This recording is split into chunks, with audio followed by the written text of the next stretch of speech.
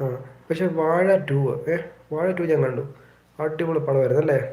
അവർ ആ ഒരു റീൽസിൽ നിന്നൊക്കെ കയറി വളരെ കഷ്ടപ്പെട്ട് വന്ന അത്രയും പിള്ളേർ ആ വാഴ ടു ഇപ്പം എത്ര 200 കോടി അടുത്തൊക്കെ അടിച്ചില്ലേ ആ പടം.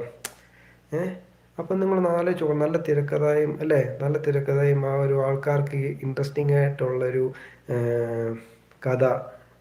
നടന്മാർ വലിയ ടോപ്പ് നടന്മാരൊന്നും വേണ്ട. ഈ വലിയ ടോപ്പ് നടന്മാരുണ്ടായിട്ടാണോ ആ വാഴ ടു വിജയിച്ചേ?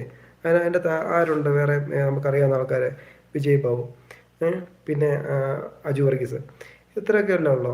അപ്പോൾ ആ ചെറിയ സെറ്റായിട്ടുള്ള പിള്ളേർക്ക് ആ പടം അടിച്ച് ജയിക്കാൻ നമ്മുടെ വലിയ താരനിരകളൊന്നും താരനിരത്തിൻ്റെ എല്ലാം പടം ഇപ്പം ചൂ ആയിക്കൊണ്ടിരിക്കുക.